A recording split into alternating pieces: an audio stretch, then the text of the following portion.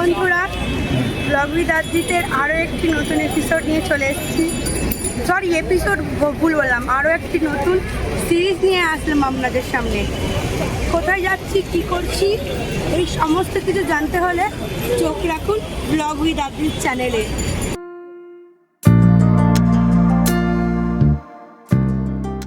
মেঘের চাদরে মোড়ানো পাহাড়, দূরে সোনালি আলোয় জেগে ওঠা কাঞ্চনজঙ্ঘা, আর ঠান্ডা হাওয়ায় ভেসে আসা চা পাতার সুবাস। স্বপ্নের মতন এক শহর যার নাম দার্জিলিং বা কুইন অফ হিলস। পাহাড়ের আঁকাবাঁকা পথে চলতে চলতে কখন যে মেঘ এসে হাত ছুঁয়ে যায়, কখন যে প্রকৃতির রঙে মন হারিয়ে যায় তা বোঝাই যায় না। আজ আমরা যাত্রা শুরু করছি সেই পাহাড়ের রানীর দেশে। নমস্কার বন্ধুরা, চলে এসেছি ব্লগ উইথ আদ্রিতের আরও একটি নতুন নর্থ বেঙ্গল সিরিজ নিয়ে। আপনারা সকলে কেমন আছেন? আশা করি সকলেই খুব ভালো আছেন। দার্জিলিং হলো বাঙালির কাছে একটা ইমোশন, আর তাই আদ্রিতের সামার ভ্যাকেশন শুরু হবার পরেই আমরা চলে গেছি দার্জিলিংয়ের উদ্দেশ্যে। অ্যাজ ইউজুয়াল ট্রেনের টিকিট পাইনি, তাই বাসে করেই আমরা গেছিলাম শিলিগুড়িতে। বাস জার্নি আমাদের কেমন ছিল সমস্ত কিছু খুঁটিনাটি এই ভিডিওতে আপনাদের সাথে আমরা শেয়ার করব, তাই ভিডিওটি একটু স্কিপ না করে পুরোটা দেখার অনুরোধ রইল।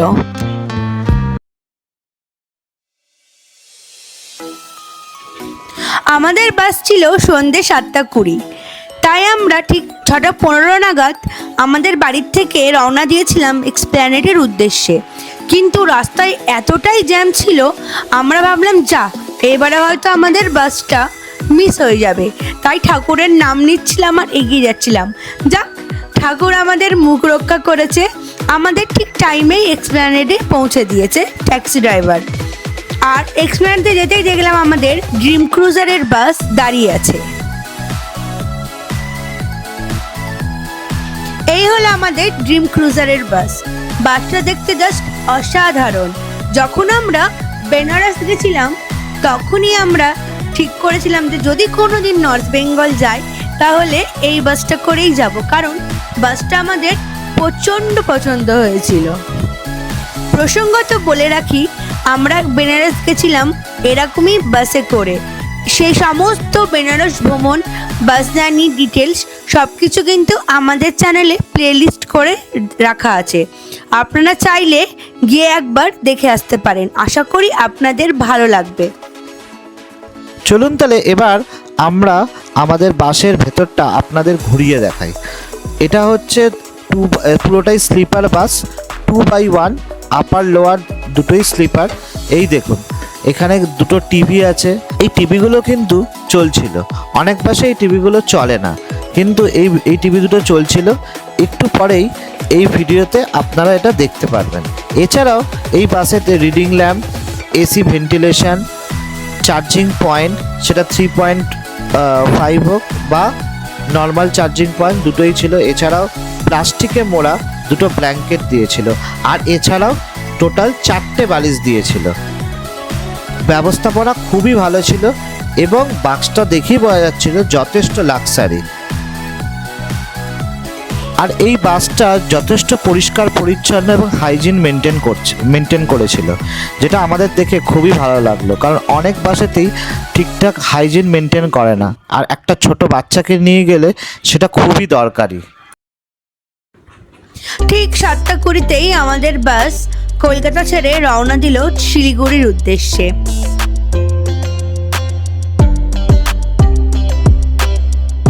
बहुत उम्मीद से मैंने पहला कदम बढ़ाया, मैं चलना चाहती थी तुमने उड़ना सिखाया, बहुत उम्मीद से मैंने पहला कदम बढ़ाया। আর এই দেখুন, টিভি অপারেট করার জন্য কি সুন্দর রিমোটটা দেওয়া আছে। আর এই যে লাল বাটনটা দেখছেন, এই লাল বাটনটা অন অফ করলে টিভিটা তবে চালু হয়। আর এই ওপরে হচ্ছে লাইটস, যে রিডিং লাইট। এই বাসে এই ফ্লাইটের মতন এফেক্ট দেওয়ার জন্য ক্রু মেম্বার এরকম সুন্দরভাবে অ্যানাউন্সমেন্ট করছিল, যেটা আমাদের কাছে একদমই নতুন লেগেছে।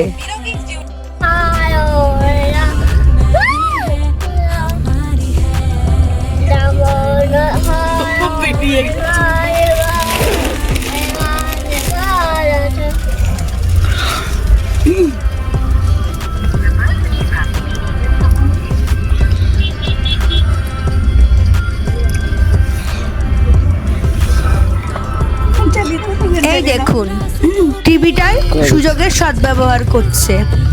বাসের টিভি দেখায় কার কি হচ্ছে জানি না, কিন্তু আমার আদ্রিতকে দেখুন কিভাবে মজা করছে, গান শুনছে এবং গানও গাইছে, যেন মনে হচ্ছে টিভিটা ওর জন্যই।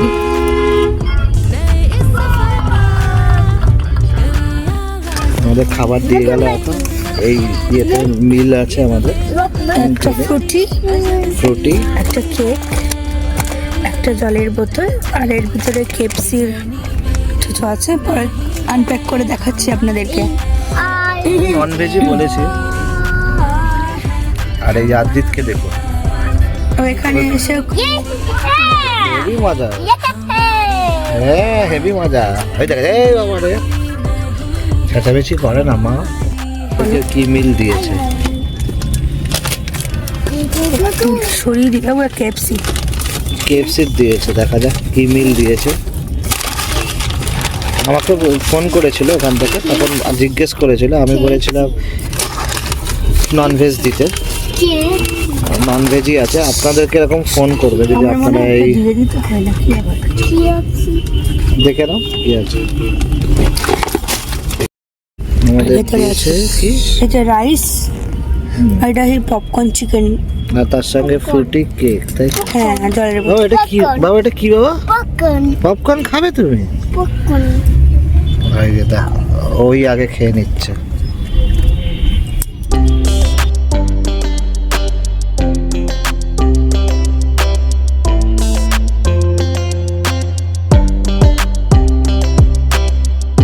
बहुत उम्मीद से मैंने पहला कदम बढ़ाया, मैं चलना चाहती थी तुमने उड़ना सिखाया।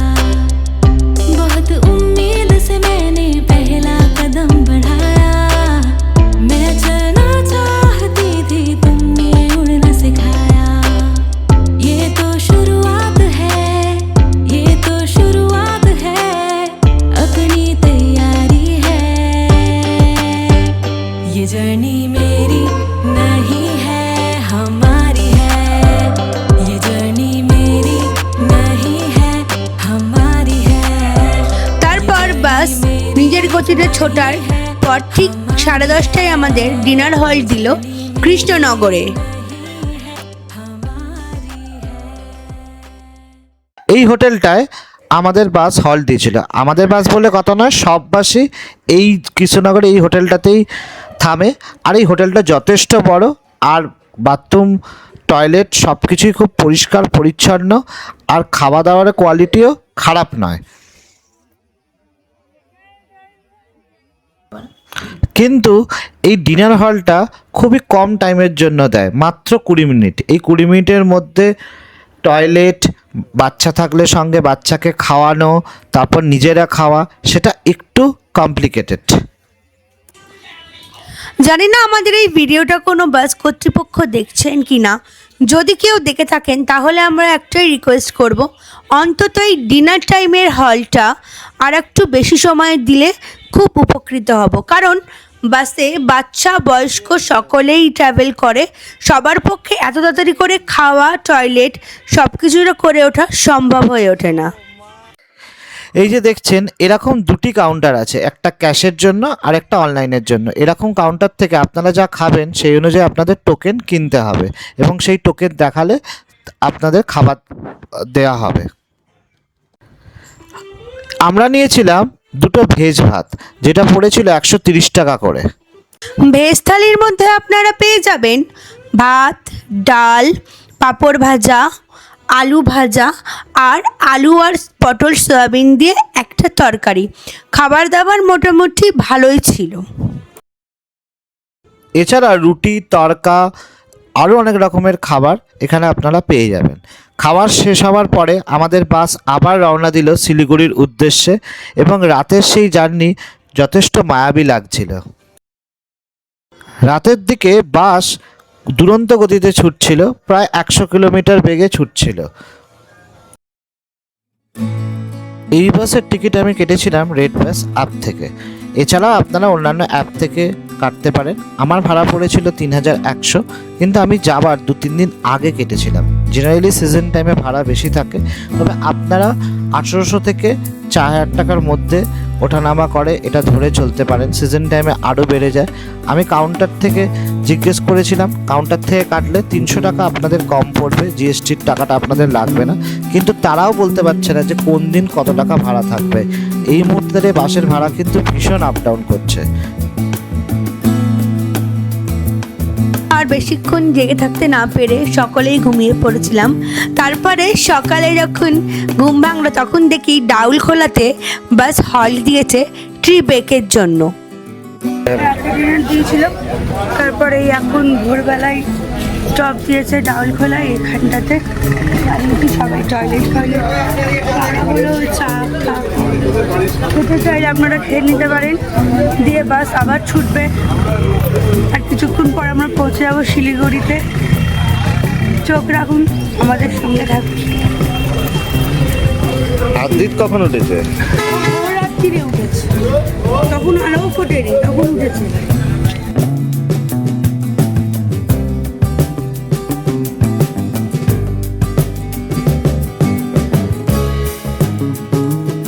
ডালখোলার পর থেকেই রাস্তা দুধারে সবুজ হতে শুরু করলো আর দেখতে খুবই সুন্দর লাগছিল। আর আমাদের মনটাও প্রচণ্ড আনন্দিত হচ্ছিল। শহরে তো এরকম দুদিকে সবুজ দেখতে পাই না আমরা, তাই যখনই ঘুরতে আসি তখনই আমাদের, বিশেষ করে নর্থ বেঙ্গলে যখন আসি তখন আমাদের মনটা এই জন্যই এত ভালো হয়ে যায়।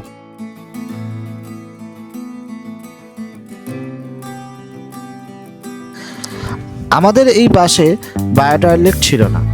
বায়ো টয়লেটওয়ালা বাসও এই ড্রিম ক্রুজারের আছে, সেটা 8টা 20, কিন্তু 7টা 20 বাসটাতে বায়ো টয়লেট নেই। কিন্তু এখানে মিল ইনক্লুডিং আছে, যেটা 8টা 20 বাসেতে নেই।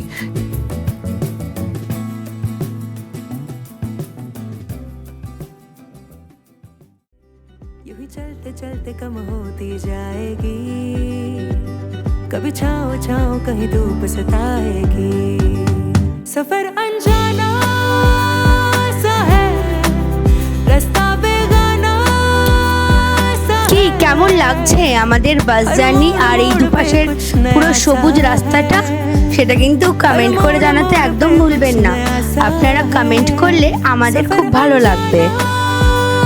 सा है, रास्ता बेगाना सा है, हर मोड़ मोड़ पे कुछ नया सा है, हर मोड़ मोड़ पे कुछ नया सा है।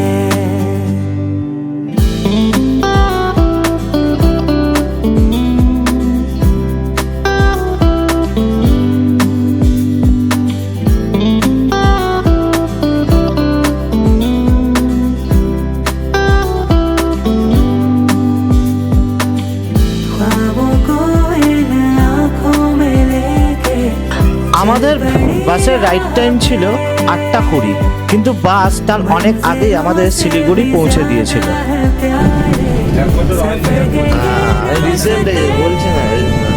আমি তো এই বেনারস গেলাম যখন, তখন দেখছি এই বাসটা দেখে আমার পছন্দ হয়, তখনই ঠিক করে রেখেছিলাম বাসটা করে যাব শিলিগুড়ি।